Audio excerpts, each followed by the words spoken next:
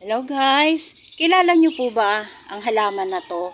Ito po, herbal po ito. Ayan.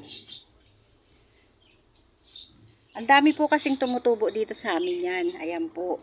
Ayan pa po oh. Yung iba po, binunot na namin kasi masyado namang marami. Ayan po. Ngayon kung hindi niyo po ito kilala, ipapakilala ko po ito sa inyo.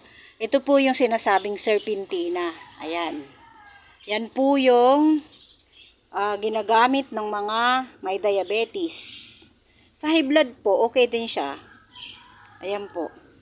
Pero paalala lang po, masama po ito sa mga buntis na nanay kasi nakakalaglag po ito ng bata.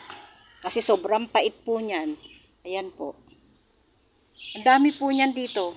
Nakakalat lang dito sa bakura namin. Ayan.